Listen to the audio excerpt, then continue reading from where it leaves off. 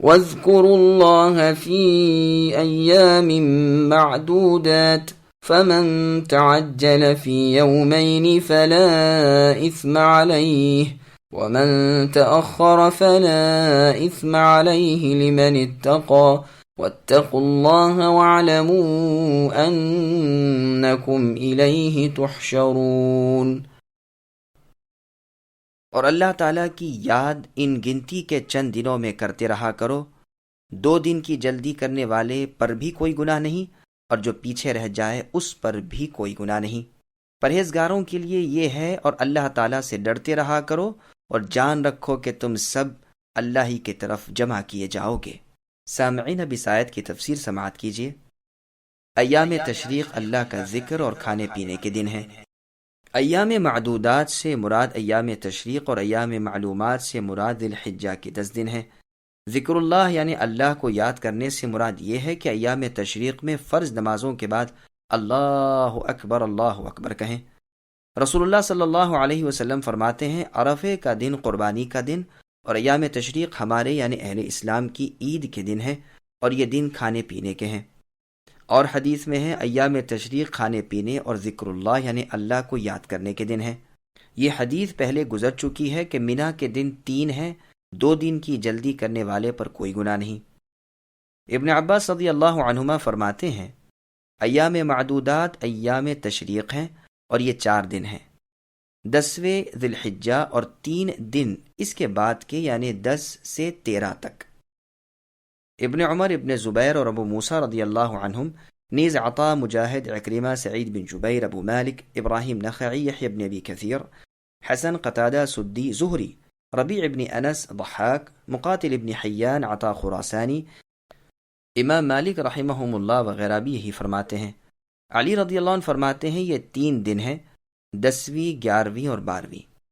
ان میں جب چاہو قربانی کرو، لیکن افضل پہلا دن ہے، مگر مشہور قول پہلا ہی ہے، اور آیت کریمہ کے الفاظ کی ظاہری دلالت اسی پر ہے، کیونکہ 2 دن کی جلدی اور دیر معاف ہے، تو ثابت ہوا کہ عید کے بعد 3 دن ہونے چاہیے، اور ان دنوں میں اللہ کا ذکر کرنا قربانیوں کے ذبح کے وقت ہے۔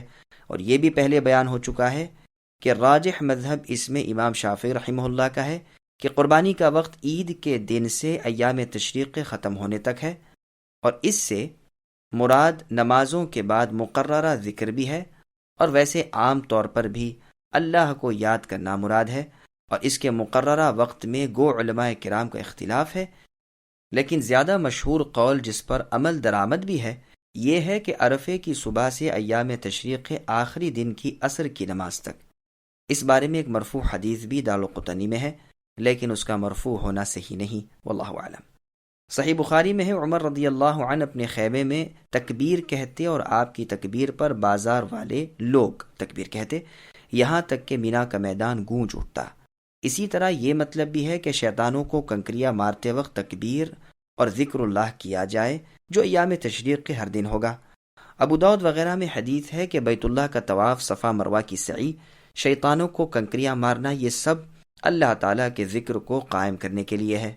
چونکہ اللہ تعالیٰ نے حج کی پہلی اور دوسری واپسی کا ذکر کیا، اور اس کے بعد لوگ ان پاک مقامات کو چھوڑ کر اپنے شہروں اور مقامات کو لوٹ جائیں گے، اس لیے ارشاد فرمایا کہ اللہ سے ڈرتے رہا کرو، اور یقین رکھو کہ تمہیں اللہ کے سامنے جمع ہونا ہے بروز قیامت کے۔ اللہ ہی نے تمہیں زمین میں پھیلایا، پھر وہی تمہیں ایک دن سمیٹ لیں گے، پھر اللہ ہی کی طرف حشر ہوگا، بس جہاں کہیں بھی ہو اللہ سے ڈرتے رہا کرو۔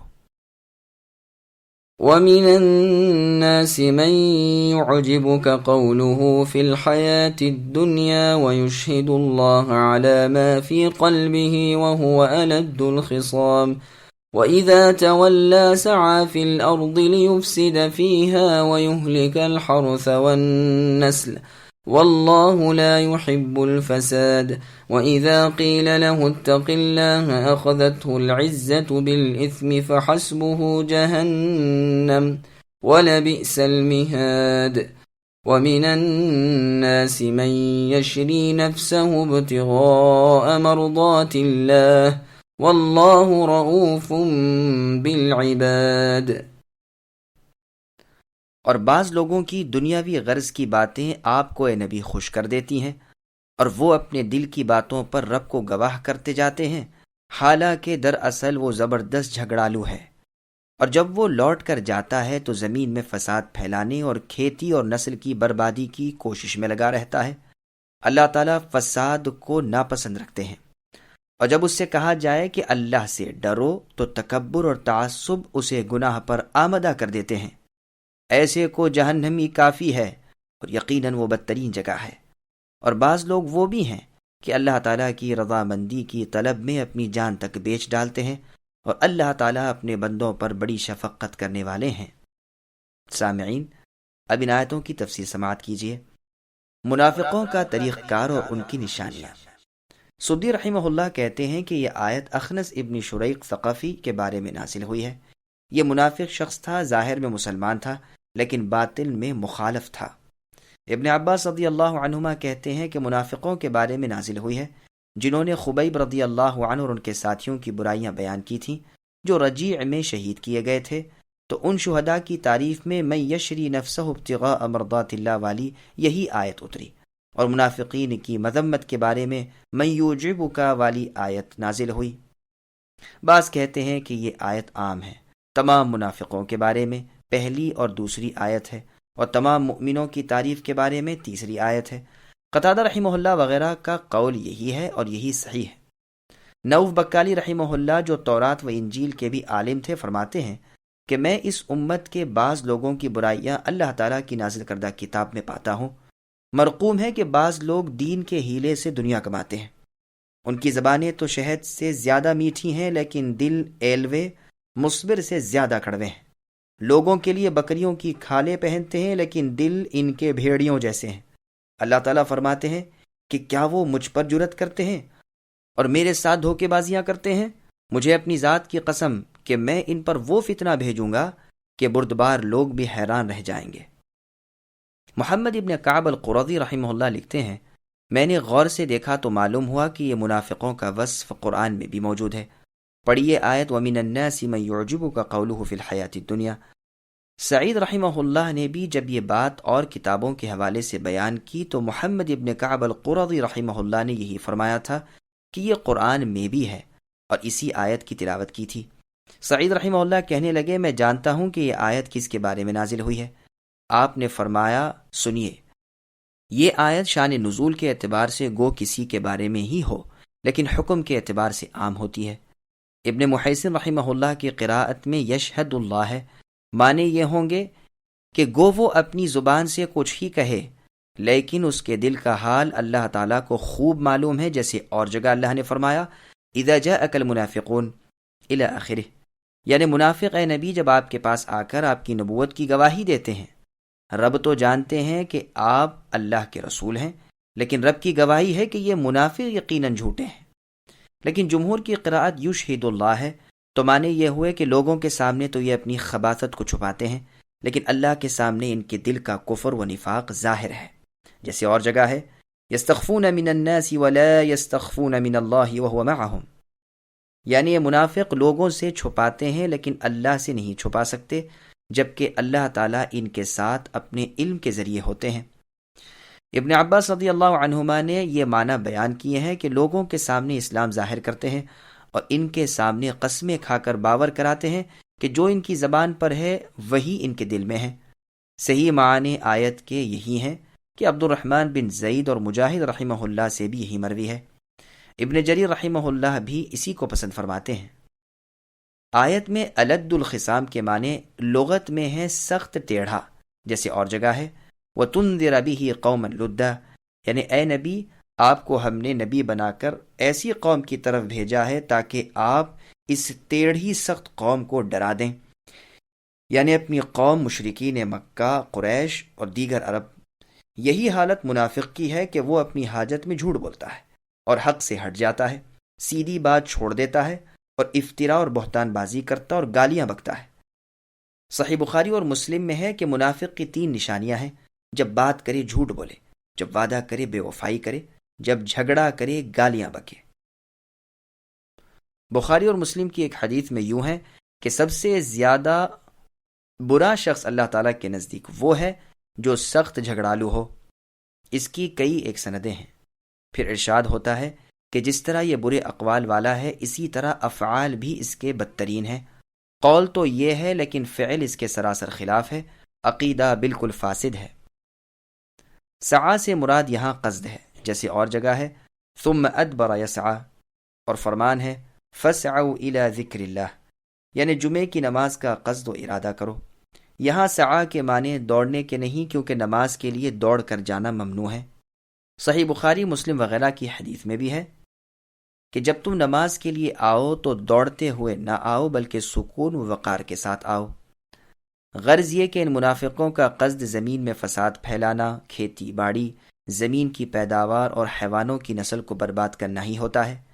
یہ بھی معنی مجاہد رحمہ اللہ سے مروی ہیں کہ ان لوگوں کے نفاق اور ان کی بدکرداریوں کی وجہ سے اللہ تعالیٰ بارش کو روک لیتے ہیں، جس سے کھیتوں کو اور جانوروں کو نقصان پہنچتا ہے۔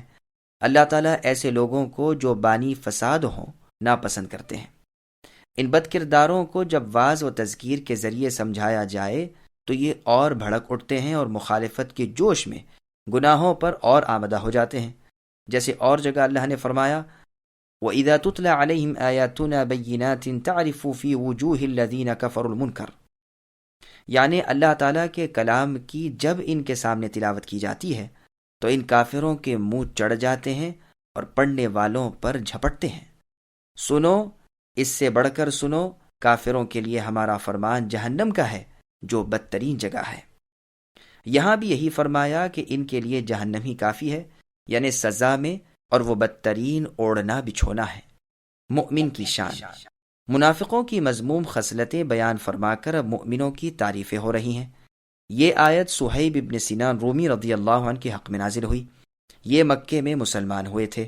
جب مدینہ کی طرف ہجرت کرنا چاہی تو کافروں نے ان سے کہا کہ ہم تمہیں مال لے کر نہیں جانے دیں گے، اگر تم مال چھوڑ کر جانا چاہتے ہو تو تمہیں اختیار ہے۔ آپ نے سب مال چھوڑ دیا اور کفار نے اس پر قبضہ کر لیا، اور آپ نے ہجرت کی جس پر یہ آیت اتری۔ عمر ابن الخطاب رضی اللہ عنہ اور صحابہ کرام رضی اللہ عنہم کی ایک بڑی جماعت آپ کے استقبال کے لیے حرہ تک آئی اور مبارکبادیاں دیں کہ آپ نے بڑا اچھا بیوپار کیا، بڑے نفع کی تجارت کی۔ آپ یہ سن کر فرمانے لگے اللہ تعالیٰ آپ کی تجارتوں کو بھی نقصان والی نہ کرے۔ آخر بتاؤ تو صحیح کہ یہ مبارکبادیاں کیا ہیں؟ ان بزرگوں نے فرمایا آپ کے بارے میں رسول اللہ صلی اللہ علیہ وسلم پر یہ آیت نازل ہوئی ہے۔ جب رسول اللہ کے پاس پہنچے تو آپ نے بھی یہی خوشخبری سنائی۔ قریش نے صہیب ابن سنان رومی رضی اللہ عنہ سے کہا تھا کہ جب آپ مکے میں آئے تھے تو آپ کے پاس مال نہ تھا، یہ سب مال یہی کمایا ہے، اب اس مال کو لے کر ہم جانے تمہیں نہ دیں گے۔ چنانچہ آپ رضی اللہ عنہ نے مال کو چھوڑا اور دین لے کر خدمت رسول میں حاضر ہو گئے۔ ایک روایت میں یہ بھی ہے جب آپ ہجرت کے ارادے سے نکلے اور کفار مکہ کو علم ہوا تو سب نے ان کو گھیر لیا۔ آپ نے اپنے ترکش سے تیر نکال لیے اور فرمایا اے مکے والو، تم خوب جانتے ہو کہ میں کیسا تیر انداز ہوں، میرا ایک نشانہ بھی خطا نہیں جاتا، جب تک یہ تیر ختم نہ ہوں گے میں تم کو چھیدتا رہوں گا، اس کے بعد تلوار سے میں تم سے لڑوں گا، اور اس میں بھی تم میں سے کسی سے کم نہیں ہوں۔ جب تلوار کے بھی ٹکڑے ہو جائیں گے پھر تم میرے پاس آ سکتے ہو، پھر جو چاہو کر لو، اگر یہ تمہیں منظور ہے تو بسم اللہ، ورنہ سنو میں تمہیں اپنا تمام مال دے دیتا ہوں، یہ سب لے لو اور مجھے جانے دو۔ چنانچہ وہ مال لینے پر رضامند ہو گئے اور اس طرح آپ نے ہجرت کی۔ رسول اللہ کے پاس پہنچنے سے پہلے ہی وہاں بذریعہ وحی یہ آیت نازل ہو چکی تھی۔ آپ کو دیکھ کر رسول اللہ نے مبارکباد دی۔ یہ روایت مستدرک حاکم کی ہے۔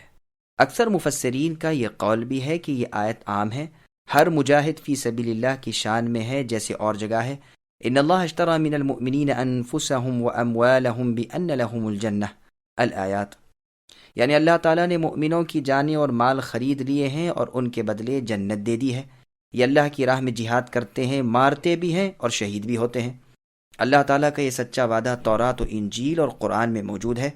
اللہ تعالیٰ سے زیادہ سچے عہد والا اور کون ہوگا؟ تم اے ایماندارو اس خرید و فروخت اور عدل بدلے سے خوش ہو جاؤ، یہی بڑی کامیابی ہے۔ ہشام بن عامر رضی اللہ عنہ نے جب کفار کی دونوں صفوں میں گھس کر ان پر ایکے و تنہا بے پناہ حملہ کر دیا تو بعض لوگوں نے اسے خلاف شرع سمجھا، لیکن عمر اور ابو ہریرہ رضی اللہ عنہما وغیرہ نے ان کی تردید کی اور اسی آیت من یشری کی تلاوت کر کے سنا دی۔